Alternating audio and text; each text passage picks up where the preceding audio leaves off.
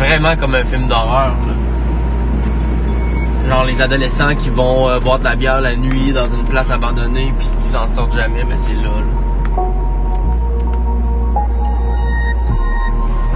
Essaye de voir si c'est pas une entrée, toi.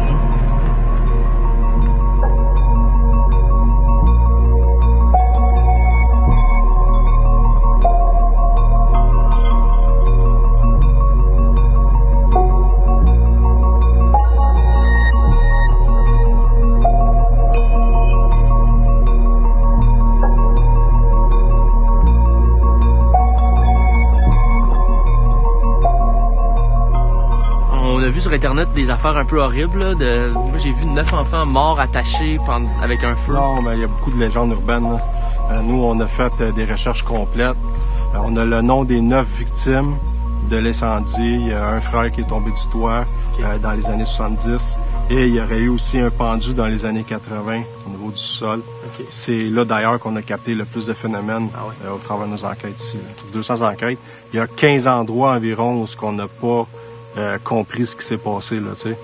Puis ici, ça en fait partie d'une des places, là. Vous pensez quoi de l'image péjorative que tout ça peut avoir, de faire c'est des weirdos qui vont dans des gadgets, puis c'est toute de la merde qu'ils achètent sur eBay. C'est sûr que le monde pense que c'est ésotérique, puis il y a encore beaucoup de tabous, si tu veux. Ouais. OK? Mais il y a de plus en plus de monde qui en parle. C'est-à-dire que, tu sais, si vous racontez des histoires comme ça dans vos familles, il y a tout le temps quelqu'un qui a une histoire. Okay, ben, chaque personne a son histoire. Ma mère, on cherche ça. Ben oui, c'est ça. On cherche ça, puis on documente. Ouais, tout le monde a son téléphone à l'avion. OK, on va commencer par la chambre d'Émilie.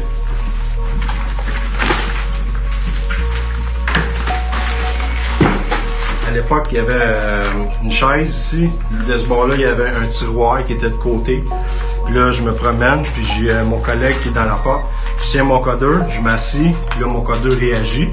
Puis en même temps, j'ai mon collègue qui prend des photos. Puis quand on regarde à l'analyse, on voit clairement qu'il y a une silhouette qui est assise sur le tiroir qui est de côté. C'est comme s'il me tendait la main sur mon codeur. Il est quasiment placé comme moi, mais dans l'autre sens. Ça, c'est le millimeter. Lui, dans le fond, il détecte les champs électrostatiques. Fait que s'il y a quelque chose autour qui s'approche, c'est ça que ça fait. Le Ghostbox, c'est un scanner de fréquence radio. Okay. Soit AM, soit FM. Ça fait comme un croisement, donc ça génère un bruit blanc constant. Puis ça, ben, quand on pose des questions, on sait pas pourquoi, mais des fois, il y a des voix là-dedans. Ça, c'est le VULUS. Il y a une espèce de base de données de mots à l'intérieur de ça. Quand il détecte l'électromagnétisme environnant, il va matcher le mot avec sa fréquence électromagnétique. Fait que ça arrive aussi à l'occasion qu'on les entende direct avec les écouteurs. OK, là, ici, nous, on travaille avec les Handycam, Night Vision. Ça fait paranormal. Fait que là, ce qu'on va faire, c'est qu'on va éteindre toutes les flashlights. On va essayer première tentative pour des phénomènes de voix électronique. Je vais allumer l'appareil tout de suite, mais on va attendre un peu, puis à un moment donné, je vais commencer à poser des questions, puis on va voir ce que ça va donner. On scanne les fréquences. Émilie, es-tu là? Réponds-moi, s'il te plaît, je vais t'entendre, j'ai les appareils pour ça. Je sais que tu as besoin de beaucoup d'énergie, mais tu es capable. Ah. C'est pas dur en même temps, ça. Vous avez entendu la voix de petit peu? Ah, oui. OK. Je vais juste montrer, là. Le codeur réagit actuellement. Là. Après la voix de la petite fille, là. Ah, et voilà. Si vous me donnez votre nom, je vais me faire plaisir, je vais mettre des petits bonhommes. Là, ce qui marche, comme j'ai dit, c'est la provocation. Là, ce que je vais faire, c'est que je vais mettre des bonhommes. Après ça, je vais arrêter les bonhommes puis je vais essayer d'avoir des réponses.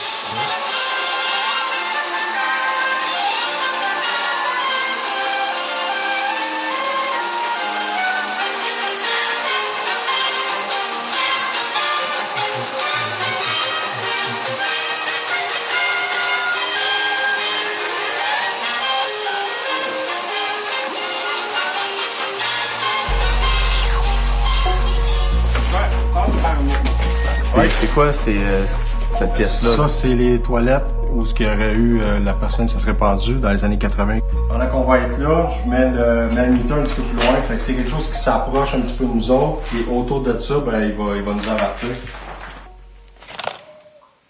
Entends-tu? C'est quoi ça?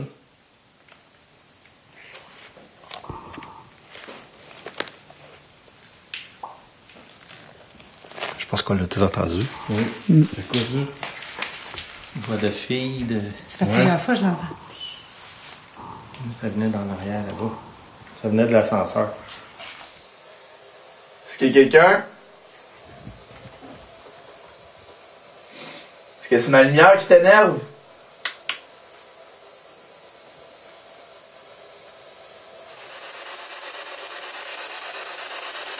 James, est-ce que t'es là? Tu peux déplacer un objet? Faire un bruit?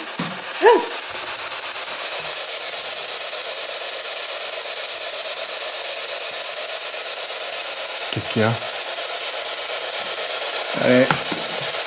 Pourquoi tu ris? C'est un feeling, moi. C'est vrai. Le feeling? Qu'est-ce que t'as eu? Un feeling, dude.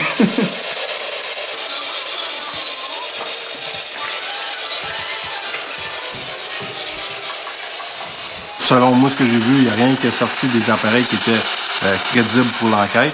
Sauf que peut-être qu'on a capté quelque chose sur les enregistreurs numériques. Ça, on va le savoir quand on va faire l'analyse. Et pourquoi là, on n'a pas pu attirer leur attention? Ben, comme que je dis, ça se commande pas. Puis on est quand même, tu sais, plusieurs dans la pièce. Émilie? Allô, Émilie? On te veut pas de mal. Si t'es là, Est-ce qu'il y a quelqu'un de présent ici?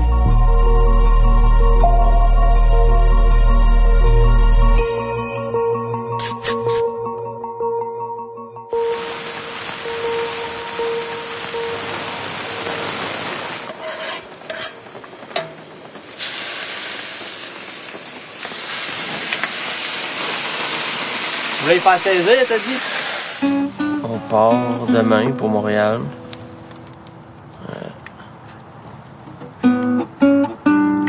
Es-tu content ou pas content de rentrer?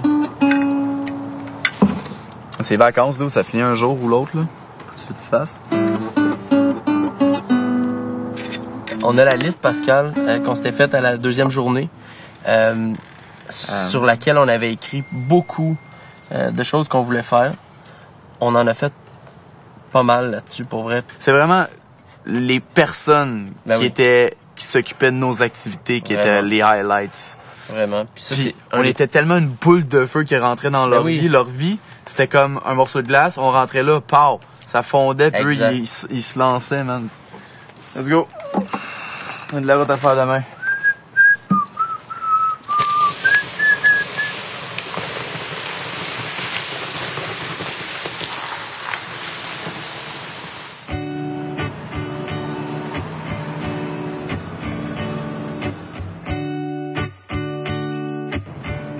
Il est 5h20. On arrive à Montréal. C'est le début de la fin.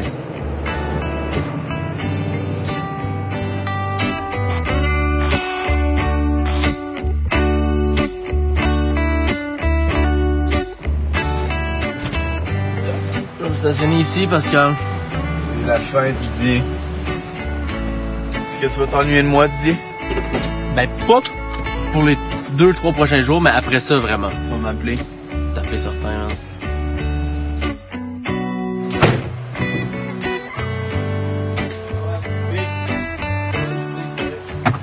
Je vois ça à travers la fenêtre. C'est là. Réglé.